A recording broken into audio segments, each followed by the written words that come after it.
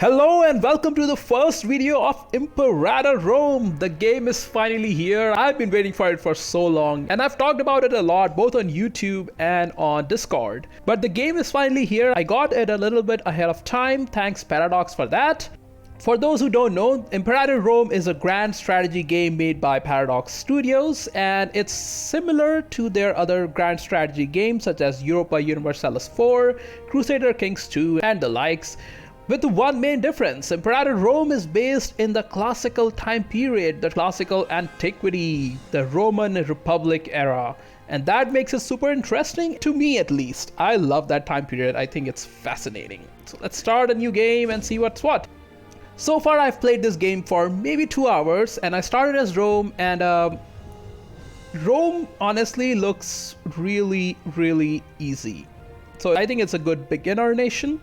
But looking at the map, all these different tags are the tribes. You can play as any one of them. All of these are playable. And the map extends all the way from the Indian subcontinent to like the Egypt and a little bit of Africa, to Spain, Iberia, and some tribes even in Scandinavia, because, you know, it's Paradox. Of course, they will put Scandinavia in their games. But anyways, the game starts at 450 AUC, that's 304 BCE. Rome has just won their war against the Samnium, the Second Samnite Wars. Carthage is expanding like crazy. They have a lot of the North African coast. They have some things in Spain, they have Sardinia, they have a little bit of Sicily. I think this game is a couple of decades after the death of Alexander the Great. So his empire, his giant empire, has been divided into different parts by his diadochi or his generals. They're Phrygia, Egypt, Thrace, Macedon, Seleucid Empire and all that. And in the east, there's a giant Mauryan Empire that is rising, and that's super strong. So with all that going on, Rome, I think, is the easiest nation to play. And the game tells you here, recommended nations, there are 6 of them. So there's Rome, and its difficulty is easy. There's Egypt, difficulty is easy. There's Carthage, normal. Macedon, normal. Seleucids, hard. And Phrygia, hard. So even though these 2 empires look giant, they aren't super stable with their internal problems and also some problems with their neighbors and stuff. If you're starting the game, I recommend you start as Rome. I played it a few minutes and I played it a little aggressive and like I usually play. And I was able to capture a lot of this, like most of Italy, to be honest, in the first 30 years. I was playing at speed 5, I was just going at it. So yeah, Rome is a really good starting empire. And if you have never played a grand strategy game, or if you haven't played like EU4, I think you should start with Rome. That's a good starting point. But for this video, we will just look at some of the basics of game, of how things are, and just play a little bit and see how the game feels. And we won't go deep into mechanics because I only have a couple of hours in game yet, and I need a little bit more time before I can say things about the game. So we'll just see how it feels like and how the game works, and give you a little bit of outlook on like trade and provinces and stuff like that. All right, so we are going to look at not Rome, not Carthage, not Phrygia. We are going to look at Scythia or Scythia, however you want to say it. I'll just call it Scythia. So Scythia is a settled tribe. It has a religion of Hepatic. It has a culture. It has a ruler and a small population.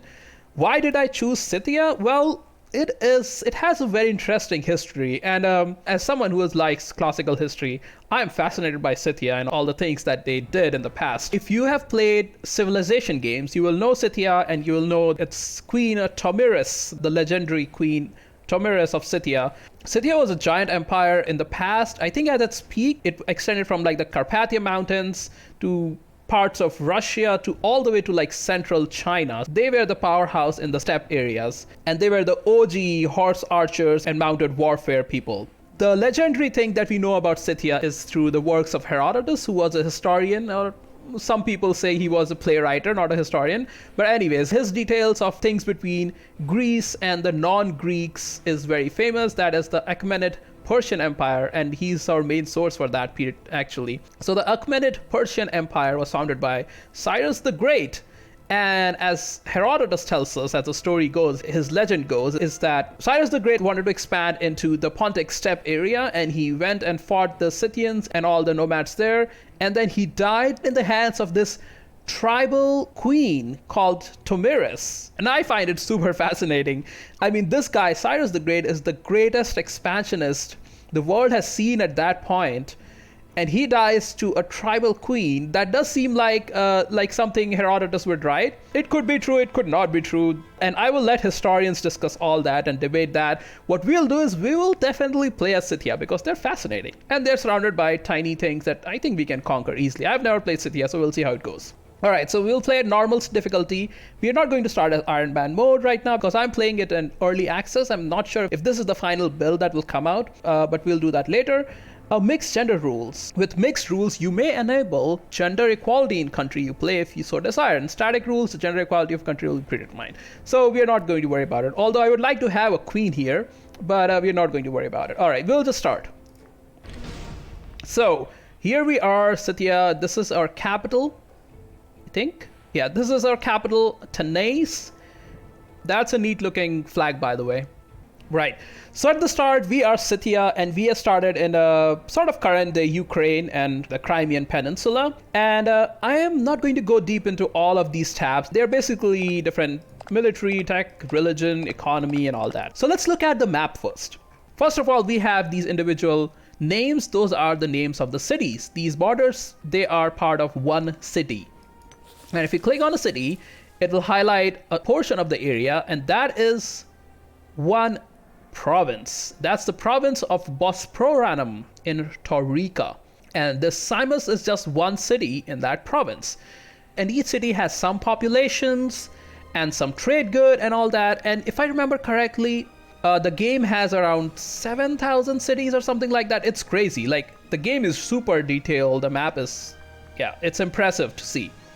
The second thing I want to show you is that the population, so this city has a population of all these different types. There are 4 kinds of pop. There are citizens who give us research points and commerce income. There are freemen who give us manpower. There are tribesmen who give a little bit of base tax and a little bit of manpower. And then there are slaves who give us money, the base tax mainly. And then each city has a trade good. So this has a trade good. It has cloth that's giving us local tax income of 10%. And you can see what happens if we get a surplus in a province. If a province has more than one city producing cloth, then we get some bonus. If there's a surplus in capital, we get even more bonus. And if you're exporting it, we get some bonus. And for every 15 slave population, we get +1 cloth here. So that's awesome. And we can see all the surplus bonuses that we're getting from the trade goods in this province screen. Excellent. So we'll deal with that a little bit later. Let's look at our notifications that are here. You can call down on an omen. So this is our religious tab, and we are Hepatic religion. We are not Hellenistic. We have not been Hellenized by Alexander's great campaign. Let's go to religion map mode. There you go. So it's all Hellenic here, and then this is a tiny stretch of Hepatic. We don't have a lot of Hepatic kingdoms. So it seems like these guys are Hepatic as well because we have the same religion opinion modifier. So we should probably ally a couple of them just to make sure we are not isolated too much. So we'll ally them, but let's look at the omens first. So this omens gives us certain bonuses. We can get discipline, aggressive expansion, national manpower, and all that stuff. We are going to be fighting some wars. I think let's take discipline for a start. Why not? And this blessing will last for 5 years. Excellent. Next is invention. So these are inventions that are available with each tech level. So we are currently tech level 0, but as we advance, more of these inventions will become available. And we should start by doing this. Tech speed, always good, right? Take the tech speed. This is 90%. It'll go to 95%. Excellent. Faster tech. We can spend more of the 100 power right now, but I'll save it for a little bit, and I'll tell you why. We have some scorned families. A family will be scorned unless the total income of its member receives from jobs and offices is at least 2% of national income. So the family of Corsica wants to get a job, and that's fine. We'll deal with them later. We have unused trade route in capital. So if we click that in our capital, we have 0 on trade routes. Now we can get a new trade good in the capital that gives us bonus, or we can get a surplus of some trade good that will give us even more bonuses. So what do you want to do? It's research points is pretty nice. So if we can get wood, we can make triremes, we can finally make boats. We don't have any boats right now, but I don't think we need boats right this second. So I think for this one, we will just get the grain. We'll just get some population growth because why not? And we'll get from there, and excellent. So let's start with the game itself. We have 9 units in total. We have 5 heavy cavalry, 2 more heavy cavalry, horse archers, and light infantry. Excellent. And we have Persian traditions, which gives us horse archer cost of minus 15%. If we want to build more units, then we can build more horse archers. That will be less expensive for us. Who do we fight first though? I think starting with the Bosporan Kingdom sounds right. We just take all the Sea of Azov coastline and start our expansion there. They have a total of 7 cohorts right now. We have 9. They'll build it up. They also have a subject though. They have a subject of Heniokia, which is this guy, and he has 9 more cohorts. So what we'll do is we will ally these guys. Because they are the same religion, we can ally this guy. So we'll send an alliance offer. Excellent. And we will ally this guy. Excellent. So now we have allies. Alright, so we are going to attack Bosporan Kingdom. I think I've decided that, but we cannot start a war before 1st November, so we have to wait 1 month. Well, let's get our armies together and in position. And I think we'll also start to create some more army. You know, we need more army. We just get more cataphracts. Actually, we just get more horse archers because we get discount on those. Let's build 1, 2, 3, 4, 5, 6. Let's build 6. All right. Now we can start the game and let it run for a month. It's game paused. We'll go and we'll increase the speed and go to like speed 4. Or even 5. And there you go. Alright, so now we can actually attack Bosporan Kingdom. Although it says declaring war is sometimes the last resort of diplomacy. Well, clearly this game doesn't understand diplomacy because declaring war is actually the first resort of diplomacy. That's how we start diplomacy, right? The act of declaring war will reduce the view other countries have of you. We don't care about that. Additionally, your stability will be reduced -2 because no CB. Now, if you have played any other Paradox games, EU4, CK2, then you will know that stab is very, very important. We don't want to lose that stab. So we need a casus belli. We need a reason to attack them. And we can do that by fabricating claim. It requires 200 oratory power. These are the monarch points, and this is one of the monarch point oratory power. So we will use that and fabricate a claim. Let's do that. Province of this one, which is Taurika, or province of Maotia. We'll take province of Taurika. It has 92 pops, so clearly it's better. So we'll do that and claim fabricated. Now we have lost all that oratory power. That's fine, but we can declare war. But we have to wait for our diplomats to come back by December 6th. All right, so that's a good time. That'll give us time to consolidate our armies and all that stuff. All right.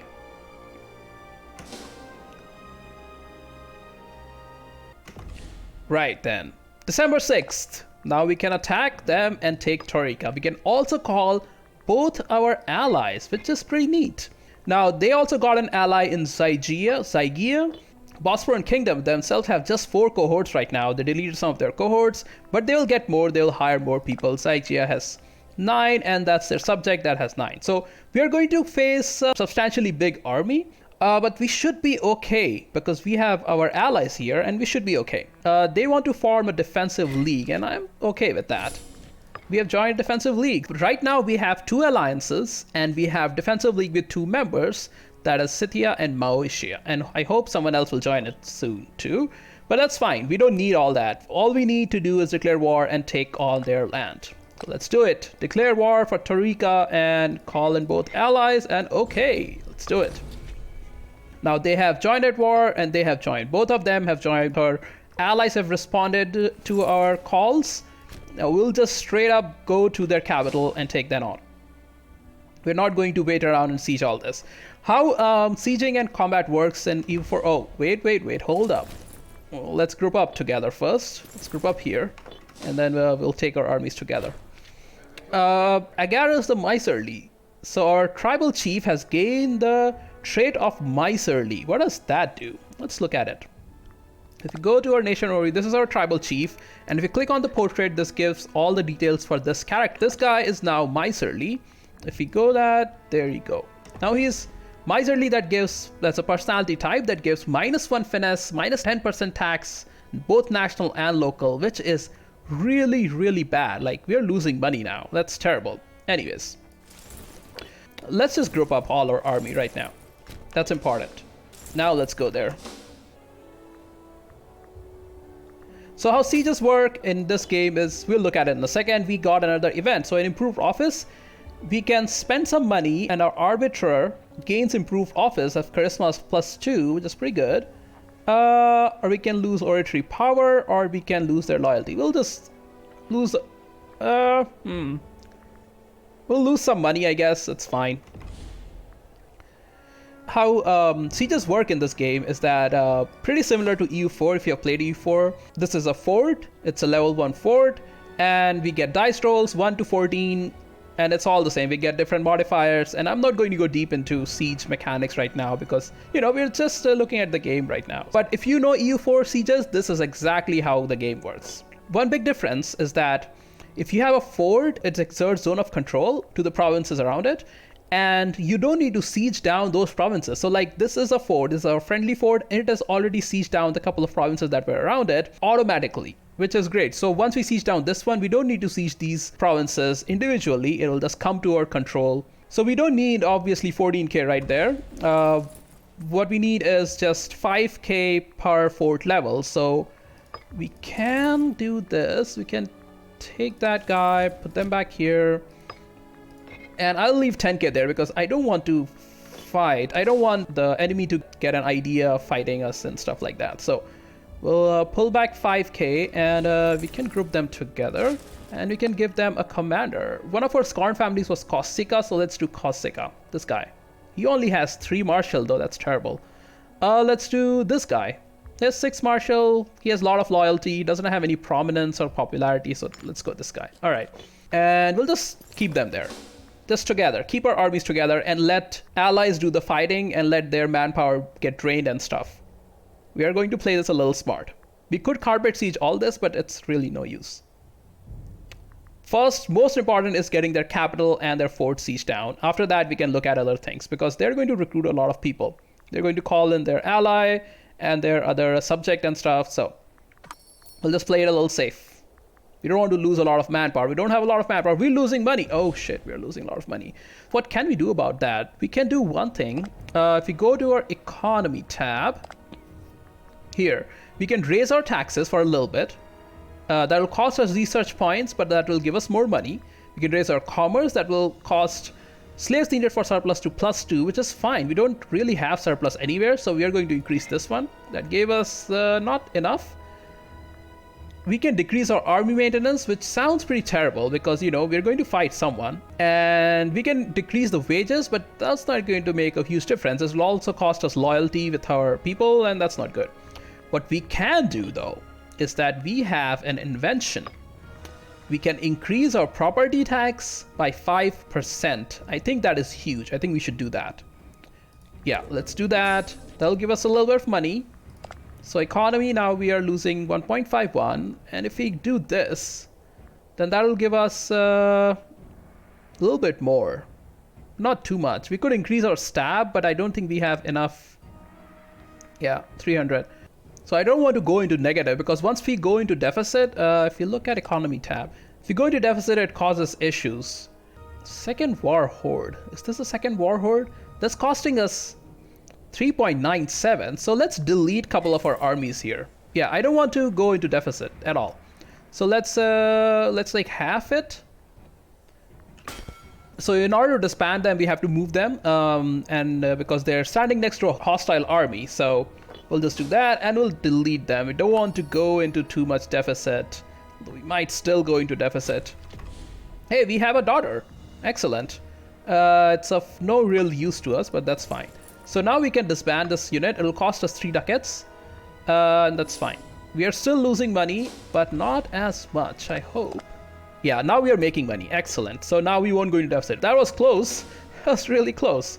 By the way, how's the war going over here? Oh, our allies are not grouping up properly because that's how AI does things. We have been insulted by local power of Samartia.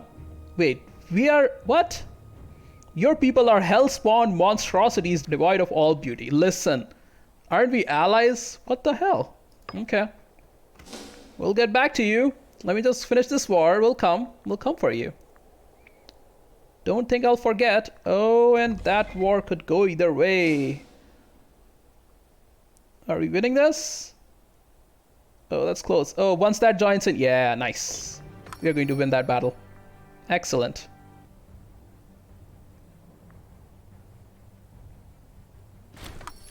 There you go. The siege of Panticapaeon is won. So our general gets 1.6 popularity from that. 1 pop's captured. 1 slave was sent to Tanais. Excellent.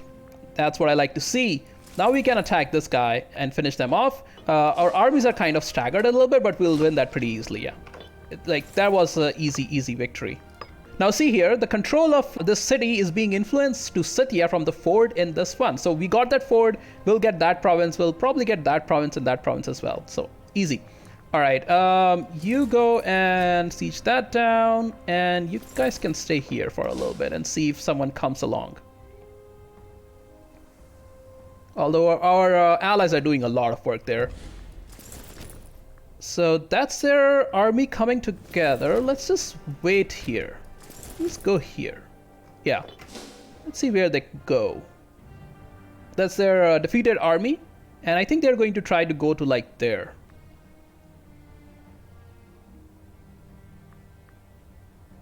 Oh, that's a 9k. Oh, wow. We are also fighting this guy now?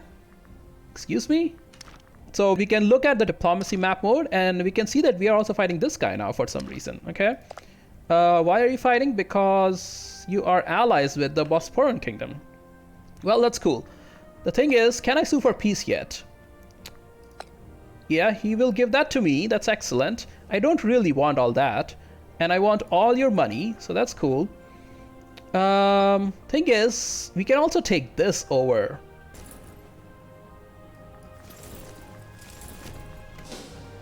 All right, let's take care of that fort. There's a little battle happening, and that's fine. We'll win that very, very easily. Okay. They're building a fortress here. We can't let that happen. We can't go there because of zone control issues. So, this fort is going to be even more difficult to break down because it has a -1 blockade. That's because it has a port. I'm a little bit worried at this point, to be honest. They have some units. We don't have a lot of money. We don't have a lot of manpower. We could just take this province and peace out and go towards these guys. I'm tempted to wait and see what happens for a little bit. A religious proceedings. Struggle between religious excellence of society peasants have recently come to light. This is our high priest and he's doing some shady things. Priests will be left alone. Lose 1 stab. Ouch. Close temples. National unrest. Ouch. Gain 25 religious power and he gains some loyalty. Or we gain a stab. And, oh man. He loses loyalty. I don't want to lose his loyalty though. Yeah, I would like to keep him happy. We are a tribe. We want to keep everyone happy. That's, yeah. We gain 25 religious power. That's cool. And we will gain some loyalty. It's excellent. All right, one more thing we can do here is we can take a national idea. We go from nation overview and we can take this idea set. We can take a military idea, we can take an oratory idea. It costs 50 oratory power. We can take other ideas too. We can take civic ideas, we can take religious, we can take oratory ideas. The thing is, if we take military and oratory, it gives us extra bonuses. Here you can see current bonus from matching ideas is inactive. If you activate it, you would get 10% civilization level. That's great. So we'll take a military idea. We'll take the morale of armies because we're going to fight some people. Let's do that. And once we get enough oratory power, then we can take an oratory idea and we can see what we can do with that.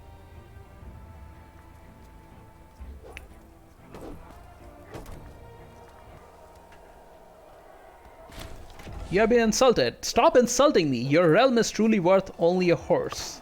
Well, I'm proud of my horses, so joke's on you. Enemy captured. Hey, we captured an enemy. So you can look at enemy captured people from character screen. Imprisoned. Artenis Peneid. We can do things with him. We can banish him. We can execute him. And we can flog him and all that stuff. We don't need to worry about it at all right now. Let's focus on getting this thing done. This fort will be finished in 453. That's not good. Don't think we can get this done before that.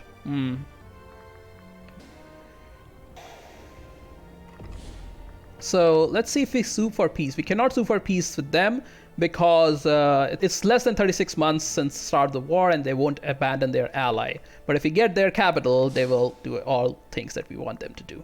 The thing is, they're going to kill our pops here because they're going to go and siege down our place. See, we lost one slave and it went to this place. But if we get this place, then it doesn't really matter.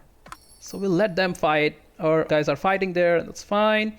Come on, let's get this done. Breaking alliances. Following alliances or league members are considering to leave us. Samartia and Samartia. Okay. Really? Okay. Whatever. I don't want this to finish. Come on. 7th April. We have to finish this siege before 7th April. Okay, that's good. That's good. It's going to get really close. Oh, they're coming. Help. Nice. Excellent. All right. So now what we can do is we cannot sue for peace. Okay. What now we can do is sue for peace and cannot take that yet because we don't have enough war score. You're only -3 though. Okay, let's see. We can kill them. Maybe that'll give us enough things.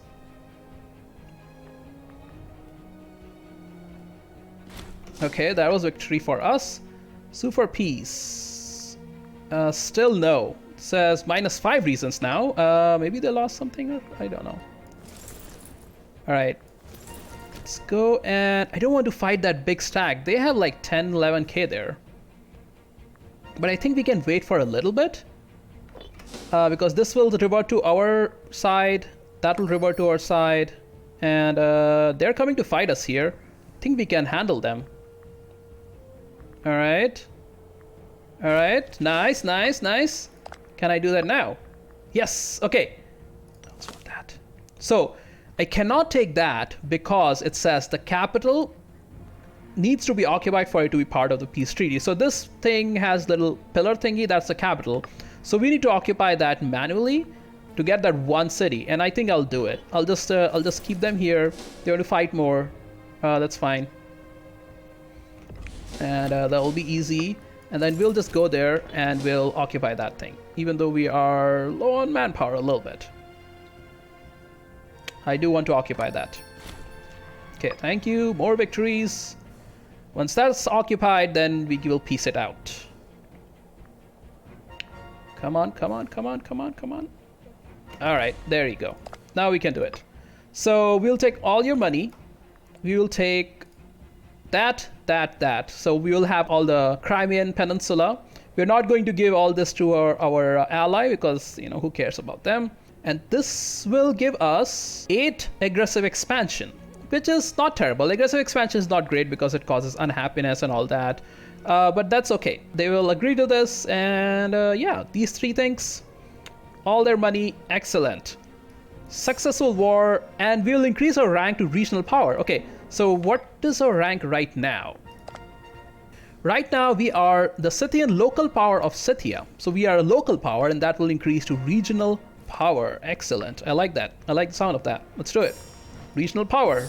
All right. The Chersonese elite. After a protracted conquest, we have finally routed the Chersonese armies and laid waste to their lands. During the sacking of their capital, many important prisoners were taken, many of them having previously held important positions in the Chersonese Senate. They now languish in our dungeons, awaiting whatever fate we decide to impose on them. So they will be put to death. Our tribal chief gains popularity. That's good. They can banish those of class and put rest to sword. So that gives us loses 0.5 aggressive expansion, which is pretty good because we don't want AE there. We can imprison their leaders. That'll lose us 3 popularity, or we can decide what to do with each important family. So how old is our leader right now? He is 43. I guess we can gain more popularity. Yeah, sure. Okay. Okay, so now we are regional power. That gives us more rules. We can do guarantee other countries. We can threaten war. We can have alliances. And we get these things too, which is pretty cool. Guarantee, or Scythian local power of Maotia should feel lucky that they accepted to have their independence guaranteed by us. So instead of alliances, now we are guaranteeing them because they are not a regional power. We cannot have an alliance with them, if I understand this correctly. Same with Samartia, and yeah, it's done. Excellent. That was a very successful war, by the way. One thing I wanted to show you before I close out this series is that these are uninhabited provinces and cities. So all of this white 3DC can be colonized. So in order to colonize, say we wanted to colonize this one, to support colonization, we must control an adjacent city. We do that with at least 10 population. So we need to have 10 population in this city so we can colonize this city. Well, we have only 5 and 6 population right now. And then if you look at population map mode. So these are the population map mode. These are more populated, the black ones are less populated. We can see one thing, this city of Scythia has a lot of population and it's not colonized. Same goes for here. What I'm going to try to do is get this city to colonize first. And we can do that if we get 10 pops here. So how do we move around population? So we can move pops around in one province. So say we wanted to move this slave to Ectonopolis. So we say move. So it will cost 5 civic power. And we can move them to Ectonopolis. That's where we want to move them to. Okay, so now Ectonopolis has 7 pops. All right, so let's find this guy. Let's move him as well to Ectonopolis. That's 8. Let's find this guy. Let's move him to Ectonopolis. That's 9. And let's find this guy and move him to Ectonopolis. That's 10. Now this is a 10 pop city, which means now we can colonize this province next to us. I think that's a good point to stop with the overview video for this game. I think it's fun, especially if you like that time period. Like, I love this time period. It is just fascinating to see all these things, and I'm pretty sure some of these tribes are misrepresented because, you know, it's hard to find written historical evidence for what happened in these small tribes, but still, I think it's neat. Rome hasn't expanded a lot, by the way. We have played for like 3 years. We expanded here. But in any case, let me know what you think about the game so far. Is it something that you're going to try? Did you already pre-order it? Or are you going to look at this video and more videos like this and figure out if you want to try this game or not? I'm going to play something else. As a Let's Play, I'm going to start something else. I haven't decided yet. Maybe a Seleucid Empire will be kind of neat because they start with 2 subjects in Parthia and Bactria, and they have Maurya Empire. They're trying to gain more land and they have problems with Phrygia. Or maybe we can play as Rome itself. We can just expand like crazy. Maybe we can start something in Iberia. Maybe we can start as a small tribe and farm like Gaul or something. But yeah, I'll think more about it. You guys can tell me too if there's something specific you want me to play. Maybe we can play as Sparta and go all crazy. Or we can play Macedon and just combine all of Greece together and bring them together, or Thrace. But yeah, let me know what you guys think so far, and thanks for watching. I'll see you guys later.